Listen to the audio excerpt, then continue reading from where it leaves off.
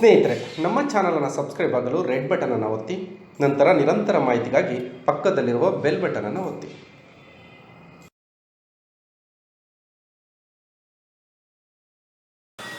ಸ್ನೇಹಿತರೆ ನಮಸ್ಕಾರ. ಹೇಗಿದ್ದೀರಿ? ಏನು ಮಾಡ್ತಾ ಇದ್ದೀರಿ? ಏನನ್ನು ಓದ್ತಾ ಇದ್ದೀರಿ? ಜನನಿ ಟ್ರಸ್ಟ್ ಬೆಂಗಳೂರು ಯೂಟ್ಯೂಬ್ ಚಾನಲ್ನಿಂದ ಸ್ಪರ್ಧಾತ್ಮಕ ವಿದ್ಯಾರ್ಥಿಗಳಿಗೆ ಸಂವಿಧಾನದ ವಿಚಾರ ಕುರಿತಾಗಿ ವಿಡಿಯೋಗಳನ್ನು ಅಪ್ಲೋಡ್ ಮಾಡ್ತಾ ಬರ್ತಾ ಇದೆ. ಸೊ ಇದರ ಮುಖ್ಯವಾದಂಥ ಉದ್ದೇಶ ನಿಮಗೆಲ್ಲರಿಗೂ ಕೂಡ ಗೊತ್ತು. ದೂರದ ಊರಿನಲ್ಲಿ ಇರ್ತಕ್ಕಂತಹ ವಿದ್ಯಾರ್ಥಿ ಮತ್ತು ವಿದ್ಯಾರ್ಥಿನಿಯರಿಗೆ ಇದರ ಸದುಪಯೋಗ ಆಗಲಿ ಅಂತೇಳಿ. ಸೊ ಹಿಂದಿನ ತರಗತಿಗಳಲ್ಲಿ ನಾವು ಭಾರತ ಸಂವಿಧಾನದ ಕುರಿತು ಕೆಲವೊಂದು ಕಾಯ್ದೆಗಳನ್ನು ನಾವು ಚರ್ಚೆಯನ್ನು ಮಾಡಿದ್ವಿ. ಸೊ ಈಗ ಅದರ ಮುಂದುವರೆದ ಭಾಗವನ್ನು ನಾವು ಇವತ್ತು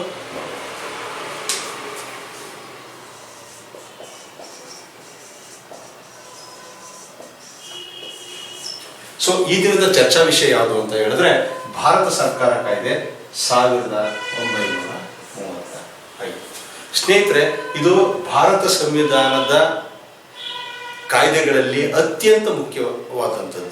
ಎಂತಕ್ಕೆ ಅಂತಂದ್ರೆ ಈ ಕಾಯ್ದೆಯಲ್ಲಿ ಇರತಕ್ಕಂತಹ ಹಲವಾರು ಅಂಶಗಳನ್ನ ಆಧುನಿಕ ಸಂವಿಧಾನದಲ್ಲಿ ನಾವು ಅಳವಡಿಸ್ಕೊಂಡಿದ್ದೇವೆ ಅಂತಂದ್ರೆ ತಪ್ಪಲ್ಲ. ಸೊ ಇದನ್ನ ನಾವು ನೀಲಿ ನಕಾಶೆ ಅಂತಲೂ ಕೂಡ ಕರಿತೀವಿ. ಭಾರತ ಸರ್ಕಾರ ಕಾಯ್ದೆ 1935 ನಾವು ನೀಲಿ ನಕಾಶೆ ಅಂತಲೂ ಕೂಡ ಕರಿತೀವಿ. ಇದನ್ನ ಕರೀಲಿಕ್ಕೆ ಕಾರಣ ಏನು ಅಂತ ಹೇಳಿದ್ರೆ ಇದರಲ್ಲಿ ಇದ್ದಂಥದ್ದು 321 ಭಾಗಗಳು. ಈ ಕಾಯ್ದೆಯಲ್ಲಿ ಇದ್ದಂಥದ್ದು 321 ಭಾಗಗಳು, ಜೊತೆಗೆ 10 ಅನುಸೂಚಿಗಳು. 10 ಅನುಸೂಚಿಗಳು. ಸ್ನೇಹಿತರೆ, ಇದರ ಜೊತೆಗೆ ಕೆಲವೊಂದು ಲಕ್ಷಣಗಳನ್ನು ಕೂಡ ನಾವು ನೋಡಬಹುದು. ಈ ಕಾಯ್ದೆಗೆ ಸಂಬಂಧಪಟ್ಟಂತಹ ಕೆಲವೊಂದು ಲಕ್ಷಣಗಳು ಯಾವ್ಯಾವುದು ಅಂತ ಹೇಳಿದ್ರೆ, ಒಂದು, ಪ್ರಾಂತೀಯ ಅಥವಾ ದೇಶೀಯ ಸಂಸ್ಥಾನ ಒಕ್ಕೂಟ ವ್ಯವಸ್ಥೆಗೆ ಅವಕಾಶವನ್ನ ಮಾಡಿಕೊಡ್ತಕ್ಕಂಥದ್ದು. ಪ್ರಾಂತೀಯ ದೇಶೀಯ ಸಂಸ್ಥಾನ ಒಕ್ಕೂಟ ವ್ಯವಸ್ಥೆಗೆ ಅವಕಾಶವನ್ನ ಮಾಡಿಕೊಡ್ತಕ್ಕಂಥದ್ದು. ಇದರಲ್ಲಿ ಒಕ್ಕೂಟ ಸಂಸ್ಥಾನಗಳ ಪಟ್ಟಿನಲ್ಲಿ ಇದ್ದಂತಹ ವಿಷಯಗಳೆಷ್ಟು ಅಂತ ಹೇಳಿದ್ರೆ 59 ವಿಷಯಗಳ ಪಟ್ಟಿ 59 ಇದ್ವು. ಇದನ್ನ ಕಾನೂನನ್ನ ಮಾಡೋದಕ್ಕೆ ಇದ್ದಂತಹ ಅಧಿಕಾರ ಯಾವುದು ಅಂತ ಹೇಳಿದ್ರೆ ಕೇಂದ್ರ ಸರ್ಕಾರಕ್ಕೆ 59 ವಿಷಯಗಳ ಮೇಲೆ ಕಾನೂನನ್ನ ಮಾಡಬಹುದಾದಂತಹ ಅಧಿಕಾರ ಇತ್ತು. ಇನ್ನು 54 ವಿಷಯಗಳ ಬಗ್ಗೆ ಪ್ರಾಂತೀಯ ಸರ್ಕಾರಕ್ಕೆ ಕಾನೂನನ್ನ ಮಾಡತಕ್ಕಂತಹ ಅಧಿಕಾರ ಇತ್ತು. ಮತ್ತೆ ಸಮವರ್ತಿ ಪಟ್ಟಿನಲ್ಲಿ ಏನಂತ ಹೇಳಿದ್ರೆ 36 ವಿಷಯಗಳಿಗೆ ಸಂಬಂಧಪಟ್ಟಂತೆ ಕೇಂದ್ರ ಹಾಗೂ ಪ್ರಾಂತ್ಯ ಎರಡೂ ಕೂಡ ಸೇರಿ ಕಾನೂನನ್ನ ಮಾಡತಕ್ಕಂತಹ ಅವಕಾಶವನ್ನ ನೀಡಲಾಗಿತ್ತು. ಇನ್ನು ಮಿಕ್ಕುಳಿದ ಶೇಷಾಧಿಕಾರಿಗಳನ್ನ ವೈಸರಾಯ್ ಅವರಿಗೆ ನೀಡಲಾಗಿತ್ತು.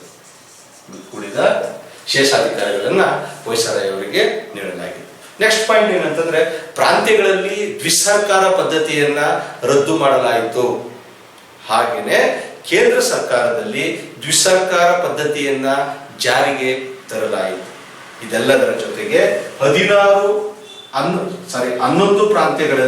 ಪ್ರಾಂತ್ಯಗಳು ಇದ್ದಂತಹ ಸಂದರ್ಭದಲ್ಲಿ 6 ಪ್ರಾಂತ್ಯಗಳಲ್ಲಿ ದ್ವಿಶಾಸಕಾಂಗವನ್ನ ಜಾರಿಗೆ ತರಲಾಯಿತು. 6 ಪ್ರಾಂತ್ಯಗಳಲ್ಲಿ ದ್ವಿಶಾಸಕಾಂಗವನ್ನ ಜಾರಿಗೆ ತರಲಾಯಿತು. ಆ ಪ್ರಾಂತ್ಯಗಳು ಯಾವ್ಯಾವುದಾಗಿತ್ತು ಅಂತ ಹೇಳಿದ್ರೆ ಸ್ನೇಹಿತರೆ, ಒಂದು ಬಂಗಾಳ, ಎರಡನೇದು ಬಾಂಬೆ, ಮೂರನೇದು ಮದ್ರಾಸ್,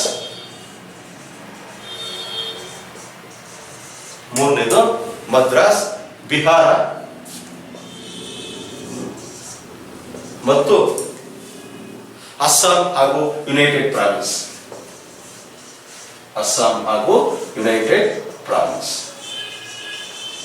11 ಪ್ರಾಂತ್ಯಗಳಲ್ಲಿ 6 ಪ್ರಾಂತ್ಯಗಳಿಗೆ ಶಾಸಕಾಂಗವನ್ನು ತರಲಾಗ್ತದೆ. ಅದು ಯಾವ್ಯಾವುದು ಅಂತಂದ್ರೆ ಬಂಗಾಳ, ಬಾಂಬೆ, ಮದ್ರಾಸ್, ಬಿಹಾರ, ಅಸ್ಸಾಂ ಮತ್ತು ಯುನೈಟೆಡ್ ಪ್ರಾವಿನ್ಸ್. ಇದೆಲ್ಲದರ ಜೊತೆಗೆ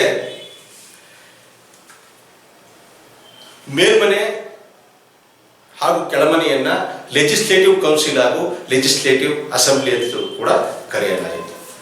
ಇದರ ಜೊತೆಗೆ ಸಪರೇಟ್ ಎಲೆಕ್ಟೊರೇಟ್ ಅಂತಂದ್ರೆ ಪ್ರತ್ಯೇಕ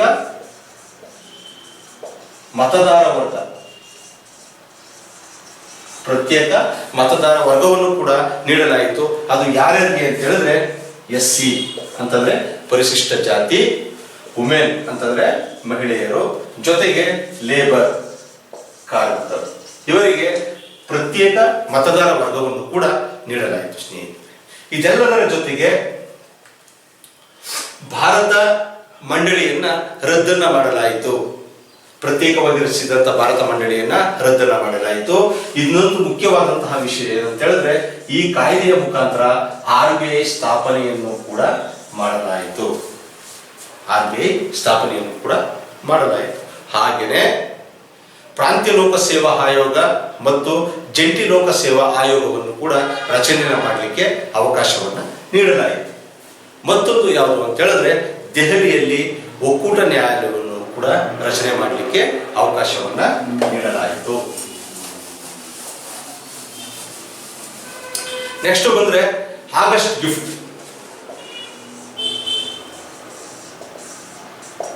ಆಗಸ್ಟ್ ಗಿಫ್ಟ್ 1940. ಸ್ನೇಹಿತರೆ, ಈ ಆಗಸ್ಟ್ ಗಿಫ್ಟ್ 1940 ಏನು ಅಂತ ಹೇಳಿದ್ರೆ ವಿಶ್ವ ಯುದ್ಧ, ಎರಡನೇ ಮಹಾಯುದ್ಧ ಅಂತಕ್ಕಂಥದ್ದು ನಡೀತಾ ಇರ್ತದೆ. ಇದಕ್ಕೋಸ್ಕರ ಬ್ರಿಟನ್ನರು ಭಾರತೀಯರ ಬೆಂಬಲವನ್ನ ಪಡೆದುಕೊಳ್ಳುವ ಸಲುವಾಗಿ ನೀವೇನಾದ್ರೂ ಒಂದು ವೇಳೆ ನಮಗೆ ಬೆಂಬಲವನ್ನ ಕೊಟ್ಟರೆ ನಾವು ನಿಮಗೆ ಸ್ವಾತಂತ್ರ್ಯವನ್ನ ಕೊಡ್ತೇವೆ ಅಂತ ಹೇಳ್ತಕ್ಕಂಥದ್ದೇ ಇದೊಂದು ಆಗಸ್ಟ್ ಗಿಫ್ಟ್ ಅಂತೇಳಿ ಹೆಸರನ್ನ ಪಡೆದುಕೊಂಡಿದೆ. ಆ ಸಂದರ್ಭದಲ್ಲಿ ವಯಸ್ಸರಾಗಿದ್ದಂಥವರು ಲಿನ್ಸೋ ಅಂತೇಳಿ. ಸೊ ಹಾಗಾಗಿ ಅವರು ಏನನ್ನ ಮಾಡ್ತಾರೆ ಅಂತಂದ್ರೆ ಈ ಒಂದು ಬೇರೆ ಏನೋ ಕೊಡುಗೆಯನ್ನು ಅವರು ನೀಡ್ತಾರೆ. ಆಗಸ್ಟ್ ಗಿಫ್ಟ್ ಅಂತಂದ್ರೆ ಆಗಸ್ಟ್ನ ಕೊಡುಗೆಯನ್ನು ಅವರು ನೀಡ್ತಾರೆ. ಇದರಲ್ಲಿ ಇದ್ದಂತಹ ಮುಖ್ಯವಾದಂತಹ ಲಕ್ಷಣಗಳು ಯಾವ್ಯಾವುದಾಗಿತ್ತು ಅಂತ ಹೇಳಿದ್ರೆ, ಮುಖ್ಯವಾದಂತಹ ಲಕ್ಷಣಗಳು ಒಂದನೇದು ಯುದ್ಧದ ನಂತರ ಜವಾಬ್ದಾರಿಯುತ ಸರ್ಕಾರವನ್ನ ರಚನೆ ಮಾಡಲಿಕ್ಕೆ ಅವಕಾಶವನ್ನ ಕೊಡ್ತಕ್ಕಂಥದ್ದು. ಅಂದ್ರೆ ಎರಡನೇ ಯುದ್ಧದ ನಂತರ ಜವಾಬ್ದಾರಿಯುತ ಸರ್ಕಾರವನ್ನ ರಚನೆ ಮಾಡಲಿಕ್ಕೆ ಅವಕಾಶವನ್ನು ಕೊಡ್ತಕ್ಕಂಥದ್ದು ಒಂದನೇದು. ಎರಡನೇದು ಭಾರತೀಯರಿಗೆ ಸಂವಿಧಾನವನ್ನ ರಚನೆ ಮಾಡ್ಕೊಳ್ಳಿಕ್ಕೆ, ಅವರೇ ಸಂವಿಧಾನವನ್ನ ರಚನೆಯನ್ನ ಮಾಡ್ಕೊಳ್ಳೋದಕ್ಕೆ ಅವಕಾಶವನ್ನ ರಚನೆಯನ್ನ ಮಾಡ್ಕೊಳ್ಳೋದಕ್ಕೆ ಅವಕಾಶವನ್ನ ಕೊಡ್ತಕ್ಕಂಥದ್ದು. ಮತ್ತೆ ಮೂರನೇದಾಗಿ ಸಂವಿಧಾನ ಸಮಿತಿಯ ರಚನೆಯನ್ನ ಮಾಡೋದಕ್ಕೂ ಕೂಡ ಅವಕಾಶವನ್ನ ಕೊಡುವಂಥದ್ದು. ಹಾಗೇನೆ ವೈಸರಾಯ್ ಕಾರ್ಯಕಾರಿ ಮಂಡಳಿಯಲ್ಲಿ ಭಾರತೀಯರಿಗೆ ಪ್ರಾತಿನಿಧ್ಯವನ್ನ ಒದಗಿಸಿಕೊಡ್ತಕ್ಕಂಥದ್ದು ಈ ಒಂದು ಆಗಸ್ಟ್ ಗಿಫ್ಟ್ 1940 ಲಕ್ಷಣಗಳಾಗಿತ್ತು. ಇದಾದ ನಂತರ ಸ್ನೇಹಿತರೆ ನೆಕ್ಸ್ಟ್ ಯಾವುದು ಅಂತ ಹೇಳಿದ್ರೆ ಕ್ರಿಪ್ಸ್ ಆಯೋಗ.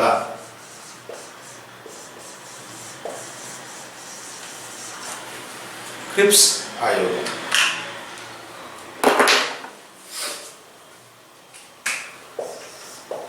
ಈ ಒಂದು ಆಯೋಗವನ್ನ ಮಹಾತ್ಮ ಗಾಂಧೀಜಿಯವರು ಪೋಸ್ಟ್ ಡೇಟೆಡ್ ಚೆಕ್ ಅಂತೇಳಿ ಕರೀತಾರೆ. ಪೋಸ್ಟ್ ಡೇಟೆಡ್ ಚೆಕ್ ಅಂತೇಳಿ ಕರೀತಾರೆ. ಈ ರೀತಿ ಕರೀಲಿಕ್ಕೆ ಕಾರಣ ಏನು ಅಂತ ಹೇಳಿದ್ರೆ, ಇಲ್ಲೂ ಕೂಡ ಆಗಸ್ಟ್ ಕೊಡುಗೆಯ ನಂತರ ಕ್ರಿಪ್ಸ್ ಆಯೋಗವು ಕೂಡ ಭಾರತೀಯರಿಂದ ಸಹಕಾರವನ್ನ ಪಡೆಯಲಿಕ್ಕೋಸ್ಕರ ಈ ಒಂದು ಆಯೋಗವನ್ನ ಕಳಿಸಿರ್ತಾರೆ. ಸೊ ಈ ಆಯೋಗದಲ್ಲಿ ಇದ್ದಂತಹ ಕೆಲವೊಂದು ಲಕ್ಷಣಗಳು ಯಾವುವು ಅಂತ ಹೇಳಿದ್ರೆ, ಒಂದನೇದು ಭಾರತೀಯರ ಡೊಮೈನ್ ರಾಜ್ಯ ಸ್ಥಾಪನೆಯನ್ನ ಮಾಡಲಿಕ್ಕೆ ಅವಕಾಶವನ್ನ ಮಾಡಿಕೊಡ್ತಕ್ಕಂಥದ್ದು ಒಂದನೇದು. ಸಂವಿಧಾನ ರಚನೆಗೆ ಚುನಾಯಿತ ಸಭೆಯನ್ನು ಸ್ಥಾಪನೆ ಮಾಡ್ತಕ್ಕಂಥದ್ದು ಎರಡನೇದು. ಮೂರನೇದು ಸಂವಿಧಾನ ರಚನಾ ಸಭೆಗೆ ಬ್ರಿಟಿಷ್ ಪ್ರಾಂತ್ಯಗಳಿಂದ ಸದಸ್ಯರನ್ನ ಆಯ್ಕೆ ಮಾಡಲಿಕ್ಕೋಸ್ಕರ ಅಲ್ಲಿನ ಜನಸಂಖ್ಯಾ ಆಧಾರದ ಮೇಲೆ ಆಯ್ಕೆಯನ್ನು ಮಾಡೋದಕ್ಕೆ ಹೇಳ್ತಾರೆ ಅವರು. ನಾಲ್ಕನೇದು ಯಾವುದು ಅಂತ ಹೇಳಿದ್ರೆ, ಸಂವಿಧಾನ ರಚನಾ ಸಭೆಗೆ ಪ್ರತಿನಿಧಿ ಜನಸಂಖ್ಯಾ ಆಧಾರದ ಮೇಲೆ ಆಯ್ಕೆಯನ್ನ ಮಾಡ್ತಕ್ಕಂಥದ್ದು. ಸೊ ಇಷ್ಟು ಈ 4 ಅಂಶಗಳು ಇದರಲ್ಲಿ ಕ್ರಿಪ್ಸ್ ಆಯೋಗ ಹೇಳ್ತಾ ಹೋಗುತ್ತೆ. ಆದ್ರೆ ಇದನ್ನ ಪೋಸ್ಟ್ ಡೇಟೆಡ್ ಚೆಕ್ ಅನ್ನೋದಕ್ಕೆ ಏನ್ ಕಾರಣ ಅಂತ ಹೇಳಿದ್ರೆ, ಇದು ಜಾರಿಗೆ ಬರ್ತಕ್ಕಂಥದ್ದು ಯಾವಾಗ ಅಂತ ಹೇಳಿದ್ರೆ ಮಹಾಯುದ್ಧದ ನಂತರ ಇದು. ಸೊ ಹಾಗಾಗಿ ಇದೆಲ್ಲವೂ ಕೂಡ ಸಾಧ್ಯ ಆಗಲ್ಲ ಅಂತೇಳಿ ಮಹಾತ್ಮ ಗಾಂಧೀಜಿಯವರು ಏನಂತ ಹೇಳ್ತಾರೆ ಅಂದ್ರೆ ಪೋಸ್ಟ್ ಡೇಟೆಡ್ ಚೆಕ್ ಅಂತೇಳಿ ಈ ಒಂದು ಕಾಯ್ದೆಯನ್ನ ಕರೀತಾರೆ. ನೆಕ್ಸ್ಟ್ ಸ್ನೇಹಿತರೆ, ಕ್ಯಾಬಿನೆಟ್ ಮಿಷನ್.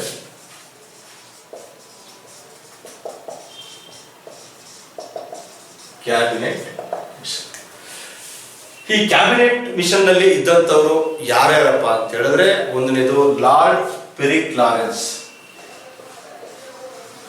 ಲಾರ್ಡ್ ಪಿಥಿಕ್ಲಾರೆನ್ಸ್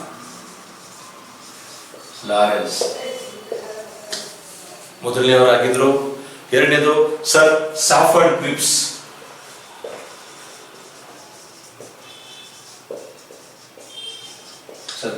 ಸಾಫರ್ಡ್ ಕ್ರಿಪ್ಸ್ ಮತ್ತೆ ಎವಿ ಅಲೆಕ್ಸಾಂಡರ್.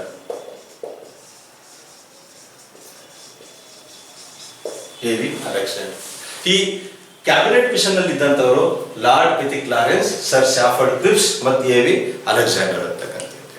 ಇದರಲ್ಲಿ ಬ್ರಿಟನ್ ನ ಪ್ರಧಾನಿ ಆಗಿದ್ದಂತಹ ಕ್ಲೆಮೆಂಟ್ ಆಟ್ಲಿ ಅವರು ಕ್ಯಾಬಿನೆಟ್ ಆಯೋಗವನ್ನ ಭಾರತಕ್ಕೆ ಕಳಿಸ್ತಾರೆ. ಅವರು 1946ರಲ್ಲಿ ತಮ್ಮ ವರದಿಯನ್ನ ಸಲ್ಲಿಕೆಯನ್ನ ಮಾಡ್ತಾರೆ. ಸೊ ಈ ವರದಿಯಲ್ಲಿ ಇದ್ದಂಥದ್ದು ಏನು ಅಂತ ಹೇಳಿದ್ರೆ ಸ್ನೇಹಿತರೆ, ಒಂದನೇದು ಬಂದು ಬ್ರಿಟಿಷ್ ಭಾರತ ಮತ್ತು ದೇಶೀಯ ಸಂಸ್ಥಾನಗಳಿಂದ ಕೂಡಿದ ಭಾರತ ಒಕ್ಕೂಟ ರಚನೆಯನ್ನ ಮಾಡ್ತಕ್ಕಂಥದ್ದು ಒಂದು. ಎರಡನೇದಾಗಿ ಸ್ವತಂತ್ರ ಪಾಕಿಸ್ತಾನದ ಬೇಡಿಕೆಯನ್ನ ಕ್ಯಾಬಿನೆಟ್ ಆಯೋಗ ತಿರಸ್ಕಾರವನ್ನ ಮಾಡ್ತದೆ, ಎರಡನೇದು. ಮೂರನೇದು ಸಂವಿಧಾನ ರಚನಾ ಸಭೆಯನ್ನ ಸ್ಥಾಪನೆಯನ್ನ ಮಾಡ್ತಕ್ಕಂಥದ್ದು. ನಾಲ್ಕನೇದು ಸಂವಿಧಾನ ರಚನಾ ಸಭೆಗೆ ಪರೋಕ್ಷ ಚುನಾವಣೆಯನ್ನ ನಡೆಸ್ತಕ್ಕಂಥದ್ದು. ಹಾಗೆಯೇ ಪ್ರಾಂತ್ಯಗಳ ಪ್ರತಿನಿಧಿಗಳನ್ನು ABC ಎಂದು 3 ವರ್ಗಗಳಾಗಿ ವಿಭಾಗವನ್ನ ಮಾಡ್ತಕ್ಕಂಥದ್ದು. ಮತ್ತೆ ಇನ್ನೊಂದು ಏನು ಹೇಳಿದ್ರೆ ಸಂವಿಧಾನ ರಚನೆಯ ತನಕ ಮಧ್ಯಂತರ ಸರ್ಕಾರ ಅಥವಾ ತಾತ್ಕಾಲಿಕ ಸರ್ಕಾರವನ್ನ ರಚನೆಯನ್ನ ಮಾಡ್ತಕ್ಕಂಥದ್ದು ಕ್ಯಾಬಿನೆಟ್ ಮಿಷನ್ನ ಶಿಫಾರಸು ಆಗಿರ್ತದೆ ಸ್ನೇಹಿತರೆ. ಇದರ ಮಧ್ಯೆ ನಮಗೆ ತಾತ್ಕಾಲಿಕ ಸರ್ಕಾರವನ್ನ ರಚನೆ ಮಾಡಬೇಕಾದಂತಹ ಅನಿವಾರ್ಯತೆ ಬರುತ್ತೆ. ತಾತ್ಕಾಲಿಕ ಸರ್ಕಾರವನ್ನು ರಚನೆ ಮಾಡಲಿಕ್ಕೆ ಅನಿವಾರ್ಯತೆ ಬರುತ್ತೆ.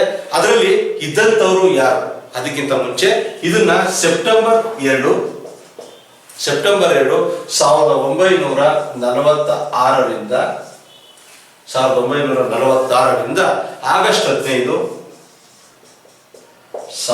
1917 ತನಕ ಈ ತಾತ್ಕಾಲಿಕ ಸರ್ಕಾರ ಇರುತ್ತೆ. ಸೊ ಇದರಲ್ಲಿ ಇದ್ದಂತಹ ಪ್ರಮುಖರು ಯಾರ್ಯಾರು ಮತ್ತೆ ಅವರು ಏನನ್ನ ನಿರ್ವಹಿಸ್ತಾ ಇದ್ರು? ಮೊದಲನೇದು ಜವಾಹರ್ಲಾಲ್ ನೆಹರು. ಜವಾಹರ್ಲಾಲ್ ನೆಹರು ಅವರು ಯಾವ್ಯಾವುದನ್ನ ನಿರ್ವಹಿಸ್ತಾ ಇದ್ರು ಅಂತ ಹೇಳಿದ್ರೆ ವಿದೇಶಾಂಗ ವ್ಯವಹಾರ ಮತ್ತು ಕಾಮನ್ವೆಲ್ತ್ ಸಂಬಂಧಗಳನ್ನ ಅವರು ನಿರ್ವಹಿಸ್ತಾ ಇದ್ರು. ಜೊತೆಗೆ ಸರ್ದಾರ್ ವಲ್ಲಭಭಾಯಿ ಪಟೇಲ್ ಅವರು ನಿರ್ವಹಿಸ್ತಾ ಇದ್ದಂಥದ್ದು ಯಾವುದು ಅಂತ ಹೇಳಿದ್ರೆ ಗೃಹ ಮತ್ತೆ ಮಾಹಿತಿ ಮತ್ತು ಪ್ರಚಾರ. ಮೂರನೇವರು ಡಾಕ್ಟರ್ ಬಾಬು ರಾಜೇಂದ್ರ ಪ್ರಸಾದ್ ಅವರು ನಿರ್ವಹಿಸ್ತಾ ಇದ್ದಂಥದ್ದು ಯಾವುದು ಅಂತ ಹೇಳಿದ್ರೆ ಆಹಾರ ಮತ್ತು ಕೃಷಿ. ಹಾಗೆಯೇ ಜಾನ್ ಮತಾಯ್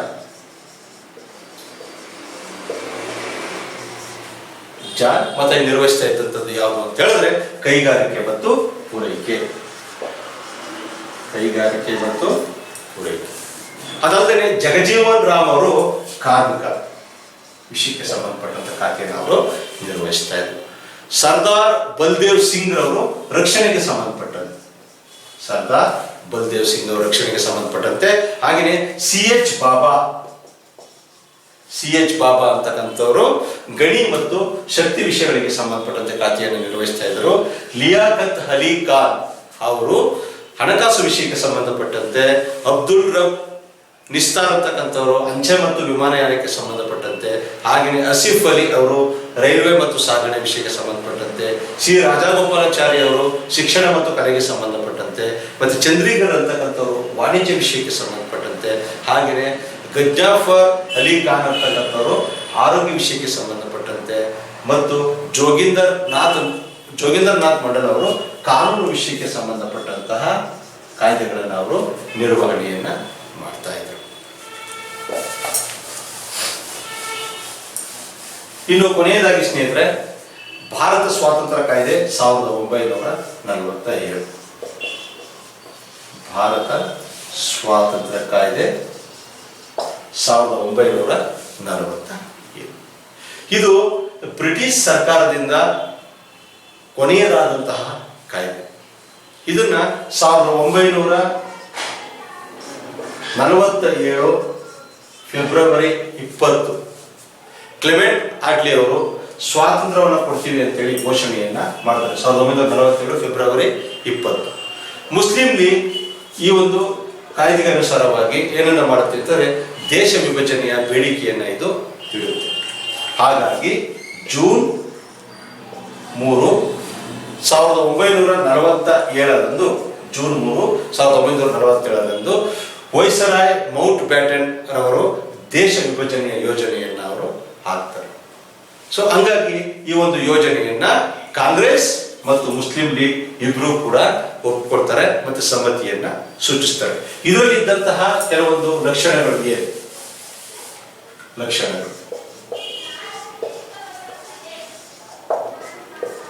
ಲಕ್ಷಣಗಳು ಏನು? ಮೊದಲನೇದಾಗಿ ಬ್ರಿಟಿಷ್ ಆಡಳಿತ ಅಂತ್ಯಗೊಳ್ಳುತ್ತದೆ. ಈ ಕಾಯ್ದೆ ಮುಖಾಂತರ ಬ್ರಿಟಿಷ್ ಆಡಳಿತ ಅಂತ್ಯವನ್ನಗೊಳ್ಳುತ್ತದೆ.